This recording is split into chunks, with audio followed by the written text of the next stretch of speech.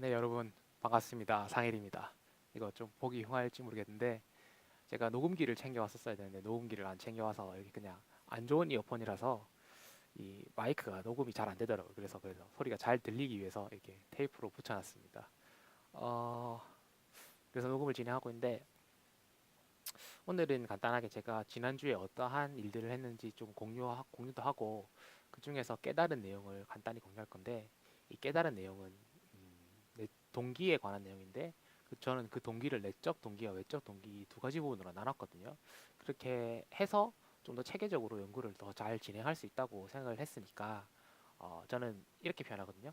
어, 연구를 하기 위해서 연구를 해야 할 환경을 먼저 만들어야 된다 이런 생각을 하게 되는데 이에 관련한 분야를 조금 생각을 여러분들과 공유하도록 하겠습니다.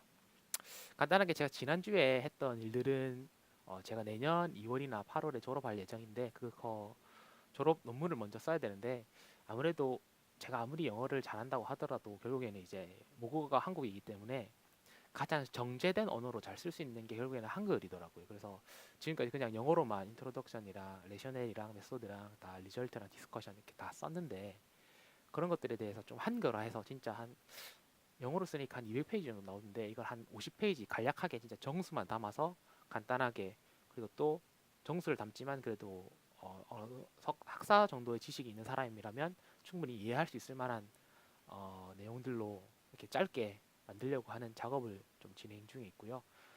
그 다음엔 또 제 졸업 논문에 좀 내용을 업그레이드 하기 위해서 처음에 퍼스트 프린시플이라는 메소드, 바습을 양자역학을 기본적으로 이용한 메소드인데요. 양자역학에서 전자의 덴시티를 파악한 다음에 포텐셜을 만드는 그런 방법론이 있는데 그런 것들을 지금 하는 거를 이제 툴이 있는데 그 툴에 관해서 이제 연구를 하고 있고 그 다음에는 이제 또 이제 뭐 인간관계에 관한 또 그런 리뷰를 또 했고 그 이후에는 제가 또 지난 주말에 부산에 친구랑 같이 여행을 다녀왔습니다.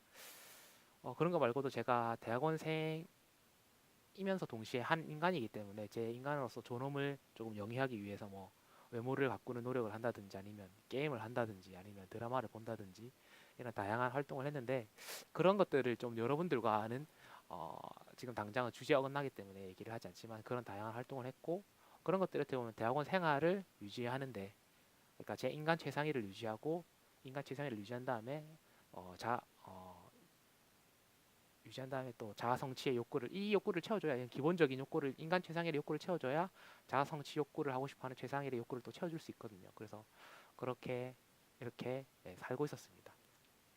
그럼 본론적으로 제가 여러분들께 하고 싶은 말을 먼저 바로 본론으로 들어가도록 하겠습니다. 제가 아마 지난번 시간에 이게 자아 정체성 얘기를 하면서 연구자로서 자아 정체성 얘기를 하면서 근본적인 욕구라고 했어요. 자아 성취를 이루고 싶은 욕구가 인간의 기본적인 욕구이기 때문에 우리는 그 기본적 욕구를 자아 성취를 하기 위해서 뭐 살고 있다. 그게 표현하는 방법이 자아 정체성이다. 막 이런 식으로 제가 여러분들과 얘기를 했었는데 여기보다 오늘은 한 발짝 더 나갈 거예요. 그가 뭐냐고 하면 왜 이런 내가 자아 정체성 욕구에서 대학원생이 되고 싶었고 왜 공돌이가 됐냐 이런 근본적인 그 성찰을 제가 지금 했거든요 이번 주에. 그래서 그 부분을 좀 돌아와서 두 가지 부분을 나눌 수 있었습니다. 내적과 외적인 부분으로. 저 같은 그럼 구체적으로 여러분들과 소통을 하기 위해서 제 예시를 직접적으로 들어드려야 돼요. 나의 저의 자아 정체성 연구자로서 자아 정체성의 동기는 저는 이 사회에서 중요한 사람이 되고 싶었어요. 어, 그리고 또 이 중요한 일을 하는데 수단으로서 방법론이 공학자가 되는 거였어요. 근데 제가 이 중요한 일이 하고 왜 중요한 일이 하고 싶었는지에 관한 저는 생각을 해본 적이 없거든요. 많이 자세히. 그냥 난 단순히 이게 다른 사람들과 인터랙션도 즐겁고 내가 또 돈도 많이 벌고 싶고 이 사회에서 좀 영향력을 발휘하고 싶은 건 당연히 인간의 욕망이 아닌가 이렇게만 치부했던 면이 있는데 결국에는 사람들이 자신의 편의와 노력은 고통을 수반하기 때문에 저번에 말했던 것처럼 노력과 고통 그리고 뭐 행복에 관한 주제가 있었죠. 그런 게 밸런스를 이루기 때문에 대학원생의 사람들은 대부분 다 안 오려고 해요. 왜냐하면 그 길이 고통스럽기 때문이죠. 그런데 저는 그 다른 사람에 비해서 그 어려움을 딛고도 대학원생이 되고 싶었던 거예요. 그러니까 제 안에 있던 욕망은 사실은 제가 제 과거를 뒤돌아보니까 물론 상담을 한 효과도 있지만 제 과거사에 있더라고요. 제가 어떤 가족 관계라든지 아니면 초등학생 때 아니면 학생 때라든지 어떠한 사회에 어, 어떠한 구조에서 중심되는 사람이 아니었던 것 같아요. 제 생각에는. 물론 저희 가족 어머니 아버지가 저 열심히 키워주셨지만 가족 내의 중심, 내가 의사결정권을 쥐고 싶은, 이 모든 걸 내 마음대로 하고 싶은, 내 환경을 마음대로 하고 싶은 그 근원적인 욕망이 채워지지 못했던 것 같아요. 그래서 그런 욕망으로 인해서 제가 중요한 사람이 되고 싶고 공학을 선택하게 됐다. 이걸 깨달았어요. 그런데 이걸 깨닫고 나니까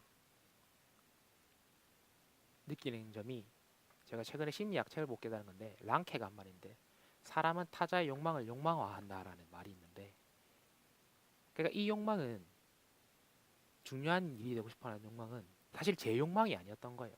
물론 제 욕망이긴 한데 이게 무슨 말이냐고 하면 제가 이 사회의 중심이 되는 역할을 어떤 특정한 그룹 내에서 금지를 당한 거예요. 어떻게 보면 구조적으로 그 사람이 의도를 가지고 했든 의도를 가지고 하지 않았든 뭐 지금 같은 케이스는 지금 제 과거의 케이스는 의도를 가지지 않았고 그냥 그 사람도 그냥 그 중심이 되고 싶었겠죠. 그렇기 때문에 제가 중심이 안 된 건 건데 그거는 그 사람의 욕망에 의해서 제 욕망이 금지당한 거예요. 그렇기 때문에 저는 그 금지당한 현상을 채우기 위해서 욕망은 없을 때 채워지거든. 없을 때 가지고 싶은 거거든요. 그렇기 때문에 제 금지당한 그 현상을 채우기 위해서 제가 중요한 사람이 되고 싶었던 거예요. 그렇기 때문에 사실은 이 욕망은 제 온전한 제 욕망이 아니었던 거예요. 그래서 대학원생이 되고 싶다. 다른 사람보다 좀 더 가혹하게 날 몰아붙이고 싶다라는 이 욕망은 알고 보면 외부였던 거예요. 온전한 제 욕망이 아니었던 거예요. 그래서 그걸 깨닫는 순간, 내가 나를 잘 알지도 못하면서 나를 너무 가혹하게 밀어붙였구나. 이제는, 너한테 너무 미안하다. 이제는 그러지 말아야겠다. 그런 생각을 했어요. 그래서 그런 생각을 여러분들과 조금 공유하고 싶어서 이런 촬영을 하게 됐고요. 그런데 비단 이런 생각이 제 전부는 아니었다고 저는 생각을 하거든요. 어쨌든 공학이 좋고 뭔가 하는 게 즐거웠으니까 제가 아마 이거를 그 수많은 영역 중에 제가 이 분야로 온 것 같아요. 그러니까 다행스럽게 말하면 내적 욕구도 있었던 거예요. 그냥 연구하는 게 즐겁고 공부하는 게 즐겁고 이것을 통해서 내가 어느 정도 내가 행복을 얻는구나 라는 감각이 있는 거예요. 그렇게 생각해 보니까 방금 제가 그 외적인 욕망이라 했던 거 반대되는 개념으로서 내부적인 욕망이 있는 거예요. 내가 정말 이 연구가 하고 싶구나. 공부가 재밌구나 하는 생각에 내적 욕망이 있는 거예요.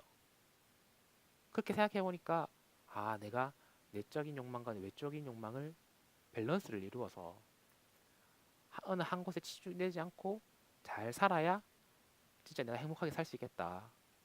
라는 깨달음을 얻었습니다. 왜냐하면 이 밸런스란 것도 또 여러분들과 얘기를 해봐야 되는 건데 왜냐하면 내적인 욕구만 채우면 사실은 취미로서 생활해도 행복한 거거든요. 왜냐하면 그 자체가 재밌으니까 목적이 되는 거예요. 수단이 아니에요. 학문이 수단이 아니고 연구가 수단이 아니에요. 목적이에요. 그러니까 내가 뭐 밤에 와서 연구를 하든 그 낮에 와서 공부를 하든 새벽에 하든 집에 와서 하든 거리낄 게 없어요. 즐거운 거니까. 그런데 사실 이거는 한계 효용의 법칙이라고 해야 하나? 보통 모든 사람들은 처음에 한두 시간 하면 지루하기 마련이에요. 아무리 취미 활동이라고 하더라도 365일 매일 하다 보면. 그렇기 때문에 사실 직업적으로서 전문인으로서 살기 위해서는 그것보다 더 나은 노력이 필요한 거예요. 근데 그 더 나은 노력이 필요한 게 뭐냐? 바로 외부적인 요건인 거예요.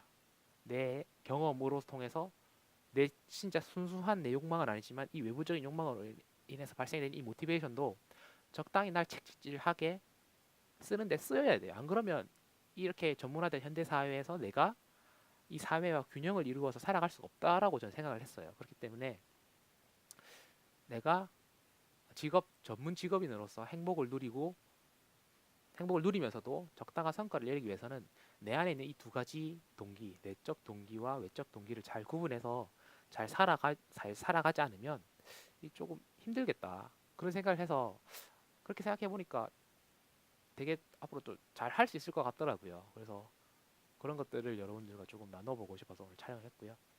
아마 중간에 대학원을 그만두시는 분들 중에서는 아마 이런 내적인 동기보다는 외적인 동기가 강했기 때문에 그 외적인 동기로 인해서 자신을 돌아봤을 때 회의감이 많이 느껴져서 그만둔 경우가 있지 않을까, 그렇게 생각을 하다 보니까 조금 씁쓸해지더라고요. 왜냐하면 이런 애초부터 내 안에 있는 욕구가 어떤 욕구인지 애초에 잘 알았으면 세상과 타협을 할 수 있거든요. 만약 외적인 욕구가 너무 강해서 이 대학원을 순수하게 학문을 탔겠다면 언제든지 그만둬도 후회하지 않아요. 자신이 사랑하지 않은 거거든요. 그런데 그거를 모르고 자신을 괴롭히기만 하는 사람들이 있어요. 이게 순전히 내 욕구인 줄 알고. 그런 사람을 보면 되게 안쓰럽더라고요. 그래서 우리 남은 대학원생들, 그리고 또 우리 앞으로 이런 유튜브를 보고 있는 영상을 가시는 여러분들은 이제 그런 우를 범하지 않았으면 해서 이런 녹화를 진행하게 됐고요. 그래서 막 아무튼 이런저런 심리적인, 대학원을 진행하면 진행할수록 이런 심리적인 책들이 되게 많이 도움이 되더라고요. 이건 상처 떠나보내기라는 사람, 이게 저번에 포기하지 않는 용기라는 책을 쓴 이승욱 작가가 쓴 책인데요. 이런 책들을 보면 내 심리가 어떠한 기조에 의해서 이렇게 되었는지를 조금 더, 다른 사람 이야기지만 이건 심리 상담 책인데 다른 사람의 케이스를 통해서 저 자신을 보게 되더라고요. 그래서 이런 심리학이 되게 대학원생한테 많이 도움이 되는 것 같아요. 그래서 여러분들도 대학원생 때 책도 많이 읽으셨고, 책도 많이 읽으셔서 힘들다고 해서 다만 힘들어하는 게 아니라 효과적으로 힘들어하셨으면 여러분 좋겠습니다. 뭐 제가 효과적으로 힘들다고 말하는 건 아니고 저도 효과적으로 힘들기 위해서 되게 노력하는 사람이라서. 아무튼 오늘 말이 길었습니다. 여러분 그럼 또 시간 날 때 뵙도록 하겠습니다. 안녕.